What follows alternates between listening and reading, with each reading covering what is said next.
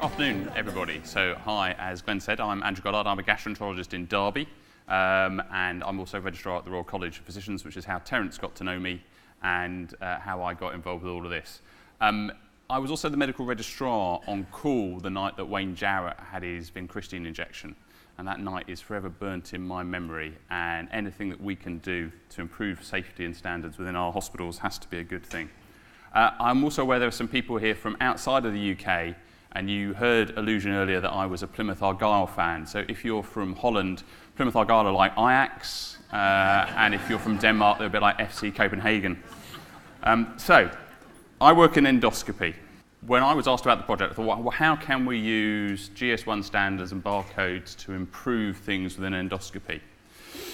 And the thing that's immediately obvious to us working in that unit is that there are lots and lots of ways that we collect data during the patient journey. And I'm just going to give you a little walk through a typical endoscopy journey. We do pretty terrible things to people and we can cause a lot of problems, and we're very bad at recording that, and that's obviously quite important when it comes to patient safety.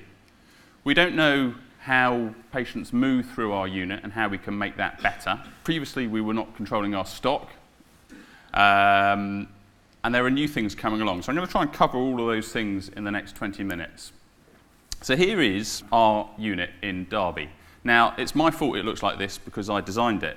When we built our new hospital in 2007, we had the chance to build a new endoscopy unit. We had two units across Derby in two different hospitals with 4 rooms in total. We knew we were going to be doing more endoscopy, so we decided that we would try and build a bigger unit with 9 rooms. The people who controlled the money said I could have 5, and I eventually got 7. So these are the 7 rooms down the back of the unit. Now this was actually designed on a piece of paper towel from a toilet, because I bumped into the people that were going to supply our washing machines in the back where all the endoscopes are washed, and they said, well, we've seen the designs for your new unit. And I said, have you? I haven't designed it yet. And they showed me the blueprints that had been handed to them. And it basically meant that there was no orderly flow of the patient through it. So I got the chance in 5 minutes to draw it out and sketch it out how I thought it should be, and within a week that's how it was. It's all about being in the right place at the right time, and being next to the toilets was a good place. So patients come into our unit, and the first thing they do is they book in at the booking-in desk there. Their information is checked on our patient administration system, PAS, and that their identity is checked, and then they go and sit in the seated waiting area. They then get called in by one of the nurses, and we write down on a piece of paper what their comorbidities are, what their medical problems are, why they're coming. We do their consent. That's all on paper. And then they go out and they sit down again, and then they get called through, and they then get changed here, and they sit, either the ladies sit there and the men sit there, and then they get called through into one of the rooms, and we do horrible things to them, which I'll talk about, and then they get out into the recovery area where they recover, one hopes. But in the room, we record things that happen to them, both on the nursing notes, that's paper, on the endoscopy reporting system, that's IT, that's very different from the PAS system. And then their OBS get recorded back in the nursing notes here. If something really badly goes wrong, that then gets written in the medical notes by the doctor. But often, by the time something goes really badly wrong here, the person who was doing the list here has gone out here somewhere and has left the unit. So it's very rare that our endoscopists know what has happened to their patient after they left the room. And all of our data from complications previously has been what has been written down in the endoscopy room on the endoscopy report. And even then, it's been very poorly recorded by some endoscopists. All being well, they then go back here, pick up their relatives, and out they go. So it could be better. Lots of bits of data, lots of different formats, and very poor recording. And I've summarised all of that here. So our patient administration system, our endoscopy system, our washer systems collect data. These are all electronic, and if there's a complication, that gets recorded in our electronic complication reporting system in the hospital. We have nursing notes and medical notes. So trying to tie all of this together is a nightmare. So what do I spend my day doing? So colonoscopy, for those who haven't yet had the pleasure, you will do, we get everybody eventually. Involves having an endoscope, which is, this is not to scale, we'll be pleased to hear, put up and around the colon to where the appendix is, and if you have any polyps, we will take those out. Now, the colon is a bit squidgy. a colonoscopy is less squidgy. So it's not surprising that every so often things go a bit wrong and you either get a bit of bleeding or get a bit of pain, which require additional drugs and might need you to be admitted to hospital afterwards. But it's a relatively rare event for things to go badly wrong. The other thing that we do in endoscopy that is quite risky is something called ERCP, which stands for endoscopic retrograde cholangiopancreatography. And I practice that every night to make sure I can say it. That's why we call it ERCP. But basically, you do go down into the stomach and you put an endoscope at the bottom end of the bile ducts, and you can then put a tube up into either the bile duct to try and take some stones out, or into the pancreatic duct to see if there's any evidence of pancreatic disease, such as pancreatic cancer. When you're poking around down here, you can cause pancreatitis. You also, if there's a stone there, you put a little basket up or a little balloon and you drag it back down, and you make a cut in the bottom and drag it out. All fantastically big toys for little boys. And it's great fun, but very dangerous. And mostly people get through this, but we often end up admitting people either because they've got bleeding or they've got pancreatitis. So these are highly risky procedures. So you would expect things to go wrong. And if you look at the 3 months between June and August, we did 127 ERCPs in Derby, and we did over 1,000 colonoscopies. We also do a lot of other easy things like gastroscopy, which doesn't cause many problems. And in that time, we recorded on our systems 2 significant complications for everything. In that period, we did about 4,500 endoscopies in total. Only 2 complications. Now, either Derby's fantastic, which it is, or we're not recording something properly. And if you look at the literature, we would expect 7 to 12 complications of that nature for that period of time for those number of procedures. So there's a problem. New things along the way. So you heard it talked about briefly last time, in the last session, getting it right first time.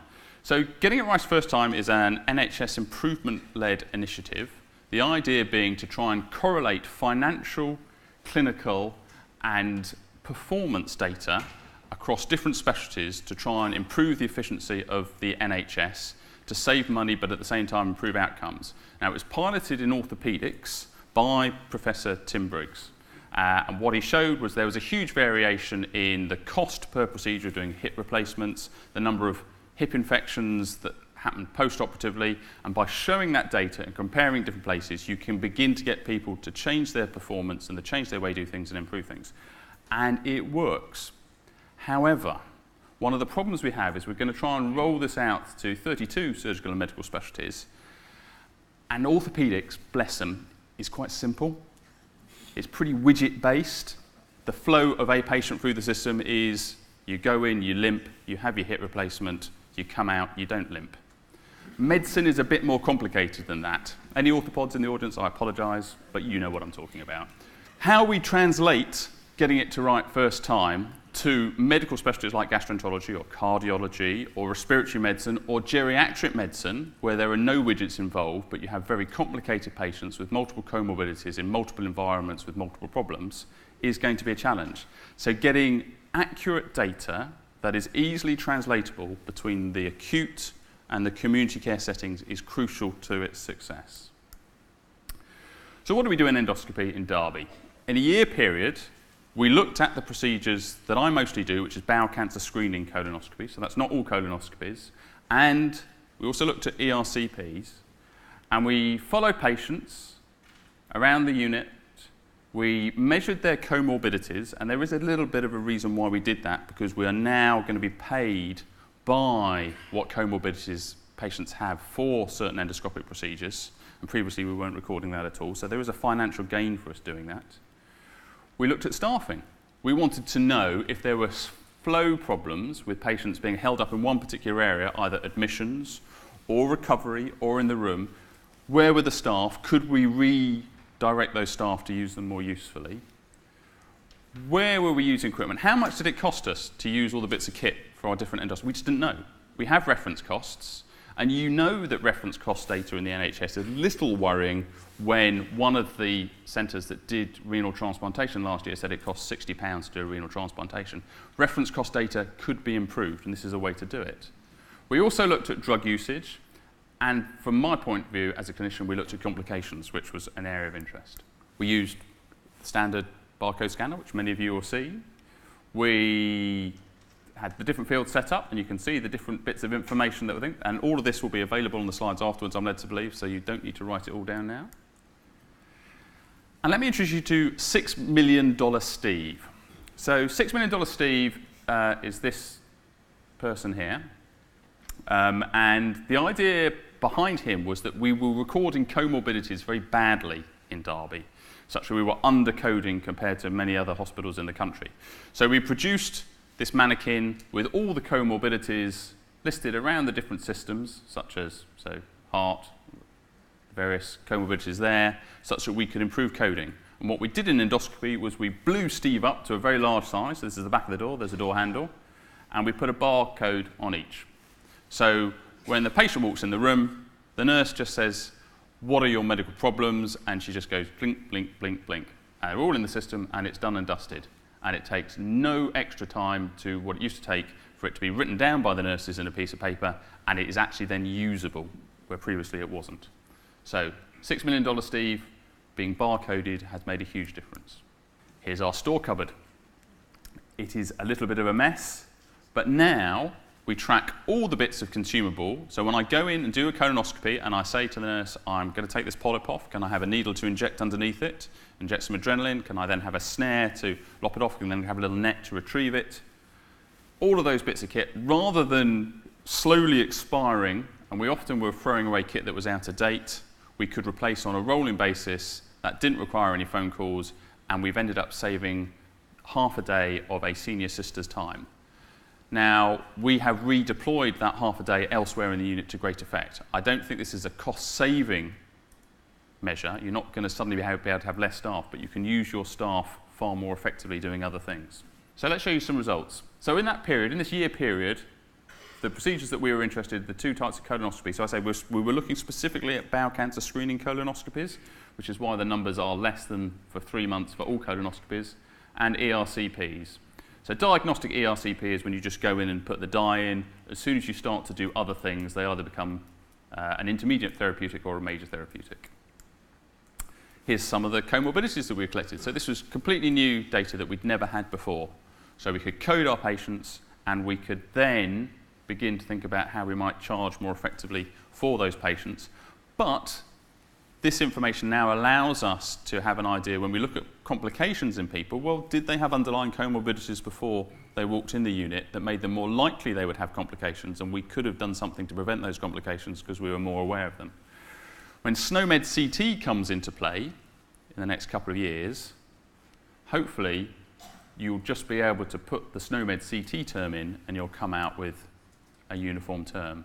I have yet to be completely convinced that's going to happen, but if you want clinicians to be on board, you've got to have to get rid of these phrases, or at least have them blanked out that you can't see, because we don't get excited by this.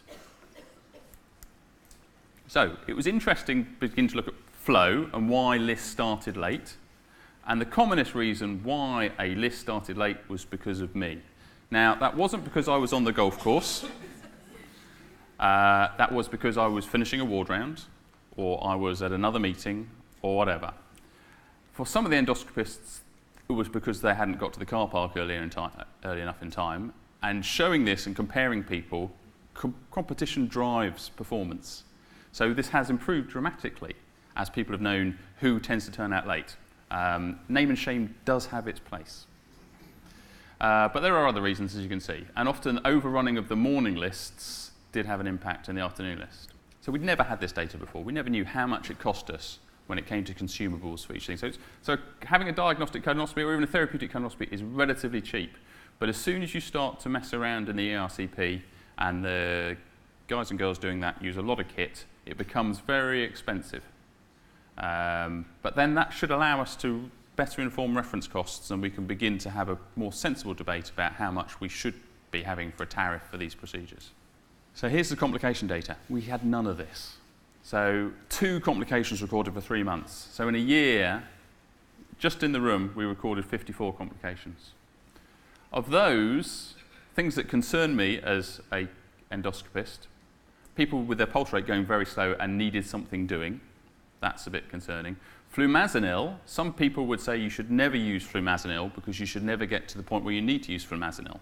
Flumazenil is a reversal agent which you use to reverse benzodiazepines, that's diazepam, and midazolam, which is a short-acting form of diazepam that we tend to use in endoscopy.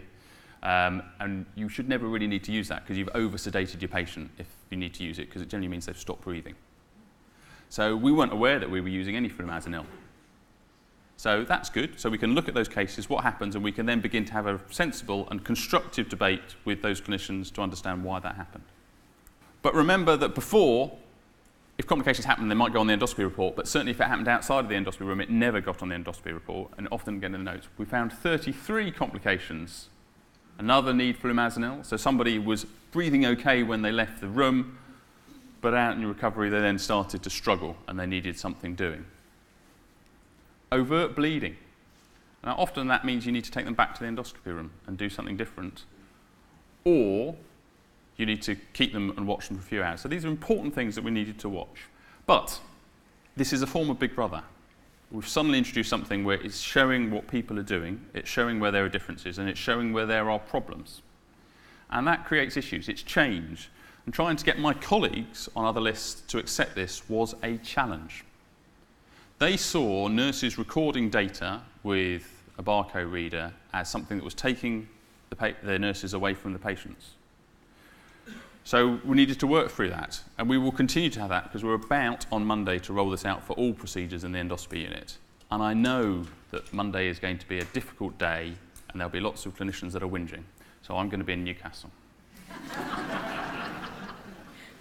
And unlike the operating theatres in Derby, which you're going to hear a lot about tomorrow, endoscopy is really busy. We do 18,000 procedures a year. We've got 7 rooms which are turning over between 5 and 10 procedures in every morning or afternoon.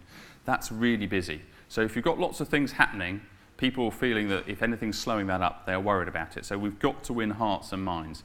Interestingly, it is the nurses who were most on board with this, and amongst the nursing fraternity, it was the healthcare assistants who were the best advocates. And they are the people who really managed to get it working. So I'm grateful to Maggie and Pete, who are the main 2 healthcare assistants who sorted this out for us. We also were a bit limited in the number of readers, and that's why we had to limit it to just bowel cancer, colonoscopy, and ERCP to begin with, but we're able to roll it out to everybody. So, hopefully I've demonstrated to you that you can record clinical data, comorbidities and things, very easily. You can detect and record complications that previously you've not been able to. You all know that it improves doctors. I don't need to tell you about that. Reference costs become more easily identifiable, and that's important. We all need to get clinicians more engaged with understanding how much it costs to do stuff if we are going to have an NHS which is viewed as efficient by the public. Patient flow and improving how patient flow and using your staff most effectively in a unit is another thing. Now, it may not be that barcodes are the best way to do it. It may be that having a form of detector on the patient's wrist, such as soon as they move into a certain area, something else. So I'm not saying that barcodes per se, I think, but it's the idea of having a standard way of recording something on a system that talks to each other so you can look at all of the relationships is the crucial thing here. So, as I say, we're rolling things out to all procedures, but we decided we were going to get a bit more precise about things and limit what we're recording. So we're just going to look at flow, consumables, complications, and comorbidities. We're going to need to start to collect a lot more information. There's going to be a national endoscopy database, and when we understand what's going to happen with the gastroenterology GIRF stream, we'll be able to hopefully help inform that. So, happy to answer any questions on that. One question, thank you for that. I've seen a couple of tweets that actually my jokes were not now the worst of the jokes, because yours have taken that crown, so that's fantastic. Talk to me about transferability. This is great in endoscopy and the other procedures you talked about, but with your sort of Royal College hat on, where do you think this could go? Is this transferable beyond gastroenterology? Yeah, so I mean, for procedure-related specialties, it's easy. So I think the big test bed for this sort of idea is going to be outpatients. Outpatients where you're faced with a rapid turnover of a large number of people with largely different problems that require lots of different things doing. That we're still practicing outpatients as though we were working in the 1950s. There is very little to choose between the waiting room that you see these days and the waiting room that L.S. Lowry painted in his famous painting. I think when we begin to get clinicians, nurses and patients all on board with trying to get data into one format, easily collected, then they'll be fine. As whoever said it this morning, you know, when you get on Heathrow Express, it's all done. Everybody's used to using their phones. People aren't going to have too much of a problem about going ahead with that. We will need to support people who, the Silver Surfers of the world, who perhaps are less able to use technology. We will need to support people who have learning needs, and they will need particular attention, but this has to be the way forward. Yeah, they're the exceptions, not the rule. Thank you. Bod, thank you very much. That was very insightful. Thank you very much.